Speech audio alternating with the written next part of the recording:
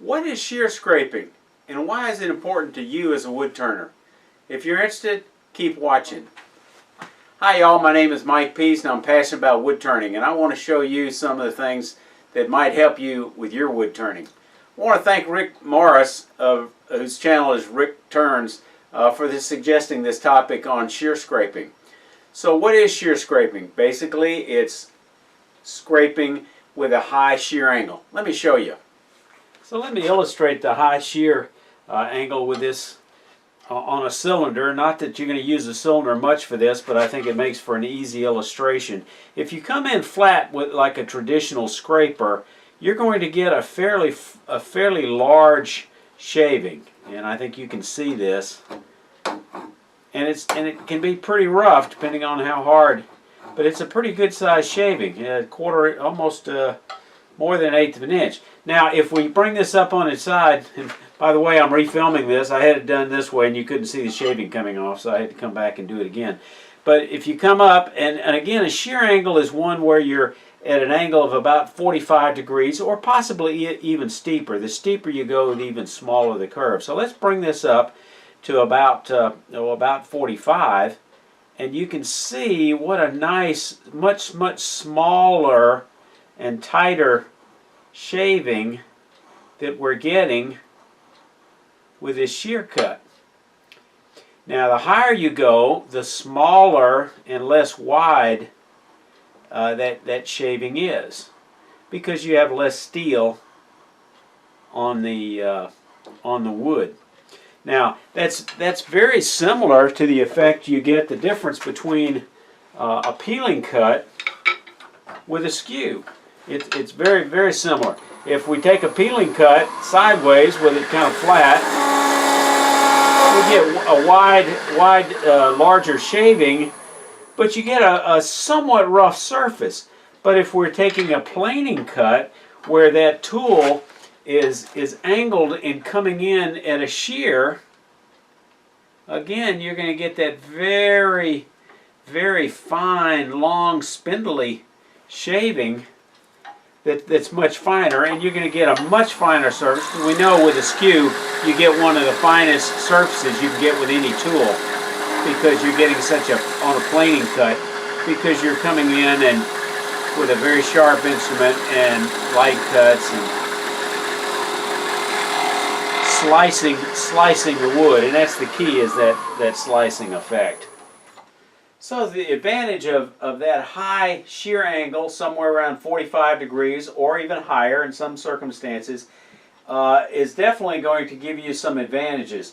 Number one, it's a less aggressive cut, and then number two, it's more likely to shear the fibers as we showed, as opposed to just plucking or ripping them out and leaving a torn surface. And we're going to look at this a little more carefully as we look at the effect on a bowl. I'm showing you this cut on a cylinder just because it's very easy to illustrate that small and narrow that wide shaving and that narrow shaving and the rougher surface. But now let's turn to a bowl in a more traditional use of shear scraping. Okay, let's apply this shear scraping technique on the outside of a bowl. Again, the main thing we're using scraping for is just to get rid of ripples and small tool marks that we can scrape out, and also just for minor tweaks of the flow, where there's just a tiny little bump or a change in direction or a little bit of a flat that's very difficult to get off of the bowl gouge. So there's two ways to do it, and we're going to start with using this spear point scraper, which I repurposed from a old Harbor Freight skew. Basically it's just a point. It's got about a 75-degree bevel on the front, and of course then I've put that burr on it.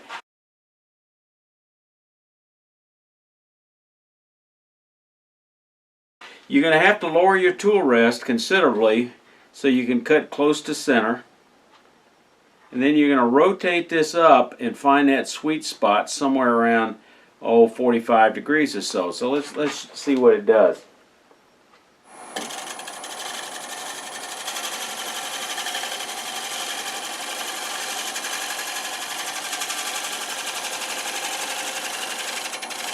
You can go backwards or forwards. Now let's stop and look at some of the shavings. Very fine shavings.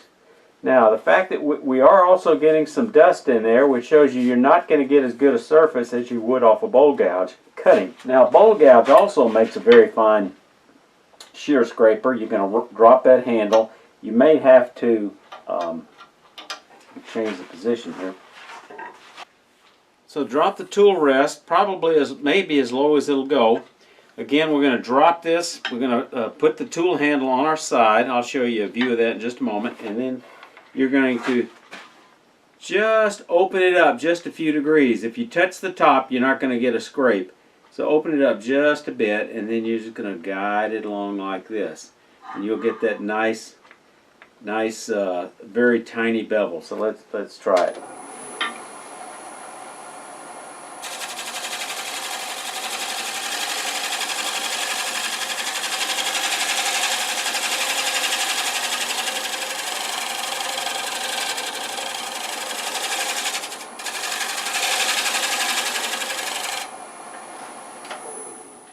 And you can see those very nice fine shavings we're getting off. Now there's a little bit of a bump here. Let's work on that. Just drop the handle on my hip, move my body, doing the turner's dance. Just back and forth over that high spot. Light cuts, very light cuts. I'm just getting the top. Not doing a lot of bulk wood removal. We're just refining our cuts, getting rid of tool marks, little ripples. And minor refinements and shapes. Now keep in mind that this is hard on the bevel, and you're not going to get much more than about 30 seconds of scraping out of M2 high-speed steel.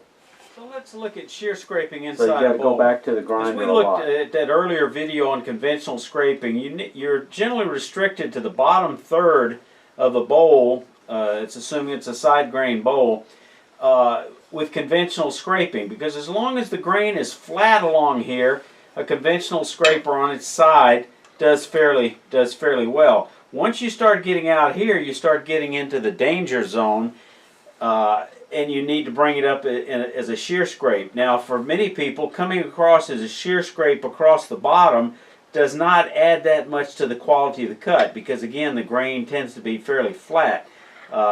So it cuts smoother. So working flat sometimes is easier to come across the top. But once you start getting out here where you're pulling it up the slope, that tends to be an easier cut to control, and with the shear scrape you get a less aggressive cut, you get a safer cut. You're taking that smaller chip off of it, and you can bring it out. As long as the wall is not too thin, you can bring it all the way out to the edge of the wall, because it is a less aggressive cut. So again, coming across the bottom,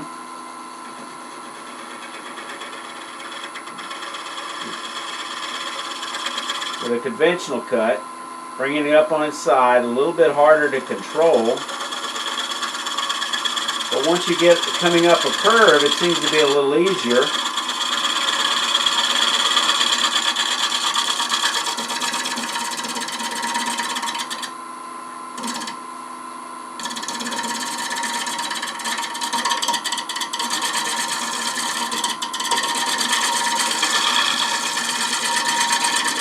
You can see we're getting very nice shavings with that shear cut, shear scrape.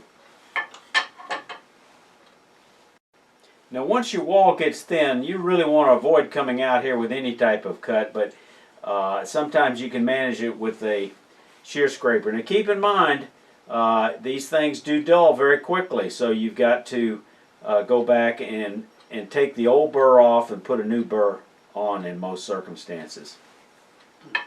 Alan Lacer did an article in the American Woodturner several years ago where he did some very analytical approach to looking at scrapers, and what he did was he used a softwood poplar, but he also put it under a very high magnification so he could see what the effect was of different techniques of cutting with a scraper, as well as putting a different styles of sharpening it.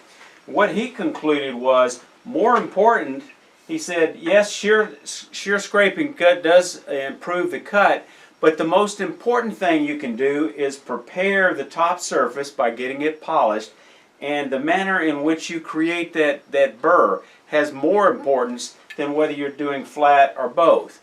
There's no reason it has to be either or. You can take advantage of all those techniques. You know, we talked about sharpening in that last video on conventional scrapers, and whether you're doing shear scraping or whether you're doing a negative rake scraping, how you create a burr is going to make a difference. I'm not going to repeat the content of the last video on showing you how to create that burr, but the key is once you create the first time, then you're going to hone the top, and then you're going to recreate that burr using either a hone or a burnisher. In the next video, I'm going to cover negative rake scrapers, where you put two different bevels on it. If you like this video, hit the like button and subscribe. Y'all stay safe and come back here.